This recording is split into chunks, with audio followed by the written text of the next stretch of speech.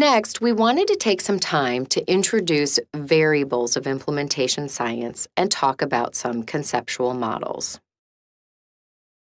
Implementation research has certain variables it looks at. For example, providers, organizations, consumers, and policymakers. Why is this important?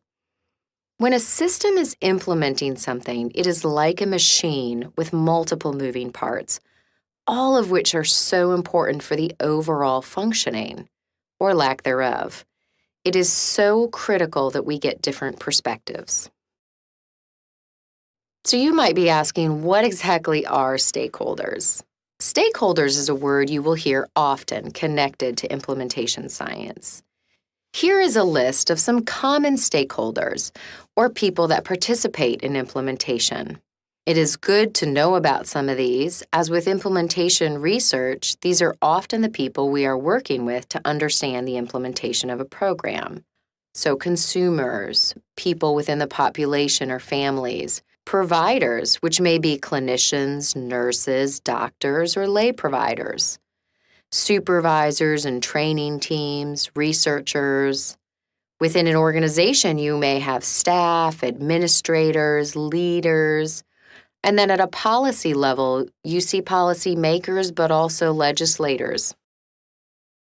So let's shift a little to reviewing some conceptual models of implementation science. Some of you who are newer to research may be asking, why are conceptual models needed? Well, that's a good question. Conceptual models provide a guide to utilizing effective implementation practices.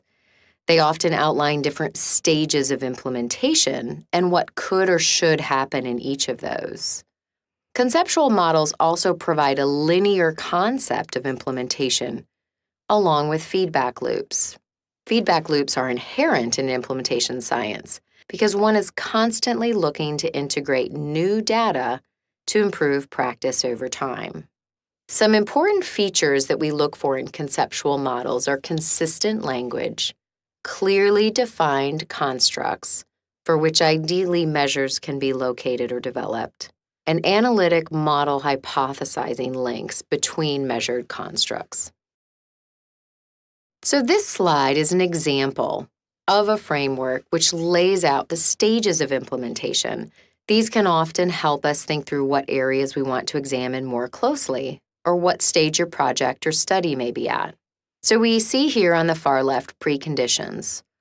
This is really before implementation happens, when you may be identifying an evidence-based practice to implement, or even just the need for one of those treatments or practices, or specific challenges that you're experiencing. Pre-implementation is a stage where, for example, an organization may be getting things arranged and setting things up for a practice. So you see tasks like staff training and planning. Implementation is really when full implementation of the treatment or program is taking place. A lot of time is with monitoring, ongoing training, and here you see those feedback loops we mentioned earlier to see if the implementation process is working well or needs help. Finally, you see maintenance stage, or as some models refer to it, sustainability. This is when larger scale-up may be planned or extended planning to maintain the implementation process. Here's another example of a conceptual model and a framework we have used a lot in teaching implementation research. This is done by Dr. Enola Proctor. She distinguishes processes and outcomes. So on the left, you see two process technologies. The first is your intervention strategy, or the evidence-based practice that you're going to implement. The second is implementation strategies. And you see here that these are at different levels. They can be at a system level, an organizational level, supervision level, or even at a consumer level.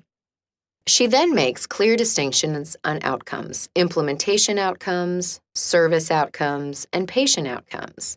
We're going to be talking a lot more about those implementation outcomes like feasibility, acceptability, uptake, and costs.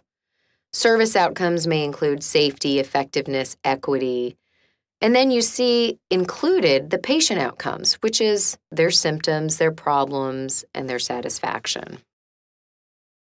I'm going to highlight just a few more frameworks, but go a little faster through some of these. Keep in mind that there are many, many conceptual frameworks in implementation science. We wanted to give you just a few so that you could understand an idea behind them. This, the Consolidated Framework for Implementation Research, or CFIR, is commonly used, and you see here how it separates inner and outer settings, something that you will see in other frameworks also. Here's another example. This is the Health Promotion Research Center framework that brings in dissemination resources on the left. You will also see on the right stages of implementation. So you see readiness, adoption, implementation, and maintenance. You see here also that outer context coming back. And finally, just one last framework for you. Dr. Greg Ahrens, another leader in implementation science, developed a conceptual model for public service sectors. Here what you see are inner and outer contexts embedded within each of those stages of implementation, which he calls exploration, adoption, active implementation, and sustainment.